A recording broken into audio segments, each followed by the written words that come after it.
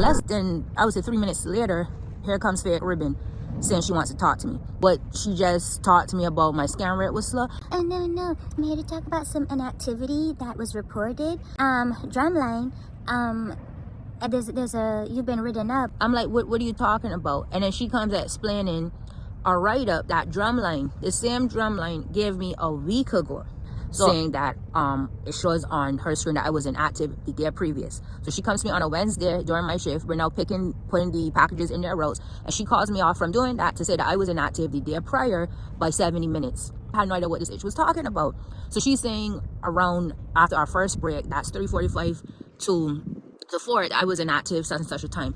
I'm like, I don't know what you're talking about. I accounted for 20 minutes in that whole shift where I did use the restroom. 10 minutes here, 10 minutes there. That's 20 minutes. Then when it was time to pick the route, that was maybe 7:20, 7:30. She's saying that I didn't start picking the route till this at a time. And I know what she's talking about. I could have been speaking to a manager, but I know I was on that floor the whole time. She was not there on the Tuesday where she questioned all these inactive times. I was off the clock, this and that. Yes, pure BS. But why didn't the managers on that shift talk to me? Why was she picked to do it?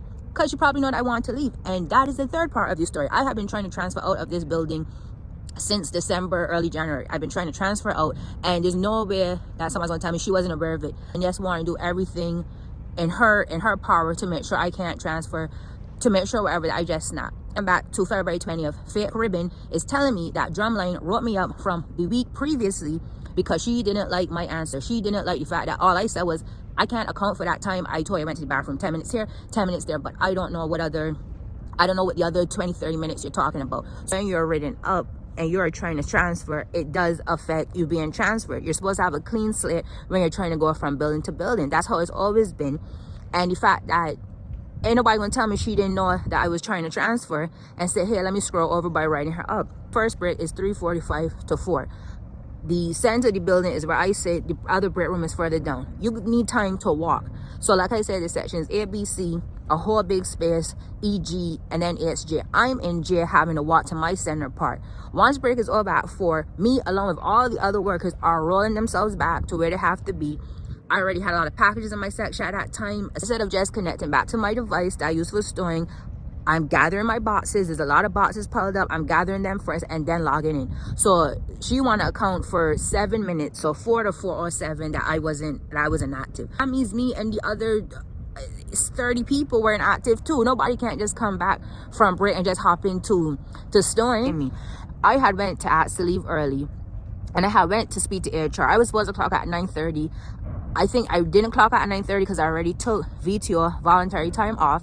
So I was out the system anyway. I thought I was out the system anyway. So I clocked out 6 minutes later. So all this accumulation of time here and there, you're going to see that add up to 70 minutes. Why you calling me out about storing slower, but you ain't going to come to me the fact that you wrote me up a week prior? Like, what kind of game are y'all playing? The whole thing would come to me saying I was written up was I have to sign something that acknowledge, the write-up. I said, I did not do nothing wrong. You're showing me all these times that I was inactive. I'm giving you the reasons now giving the reasons why I was inactive, because I didn't remember it a week ago. I didn't think anything of it because it was all BS. And I said, no, I'm not signing this. I didn't do anything wrong. Like, I am being harassed every time I come to this building, every night. It is something. Just like, no, we're just telling, no, it's not like that. It's just that the managers have to, they get the notice that you're inactive, so we have to ask you. And, if you didn't give the answers that, are suffice. So the fact that she had a write-up rearing to go for me from a week ago, from something that happened a week ago, and then going to talk to me that night about if she's going to have to come back to me and tell me every half hour to pick up the pace. How dare you try to write me up? And I know that she knew that I was trying to get out of there, that I was trying to transfer. Ain't nobody going to tell me no different. So, I calmed down a bit.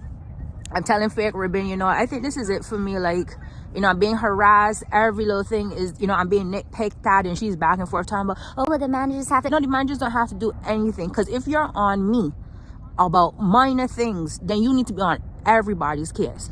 But the fact that I was there 7 years, I was getting tired of this job. Like, physically, everything was just getting on me with this place. Could have tried to hang in there longer, but also this transfer was dragging its feet. I had put this transfer in for 2 separate sites. One I was accepted to, but that one would have been like an on-call type of thing. So whenever they needed me, they called me. But to just be on call and not know if and when you're going to get work, But once I declined that one, the one that I wanted to, that was a 40-hour shift, for some reason that got declined. So I had to reapply again for the site that I wanted to get that offered 40 hours. Now, it didn't make any sense that I declined one and then the other one is canceled. I have to reapply for that. I had asked HR about it. I had called the HR line, Sport HR. I did everything that I could to get help about this situation, about getting transferred out before, you know, anything progressed. I said, I can't take this anymore. Like, can you just clock me out? And that was it. At 6:30, February 20th, that was it with me and Amazon. Tell me if I was in the wrong. Tell me how y'all would have handled the situation. And until next time, peace.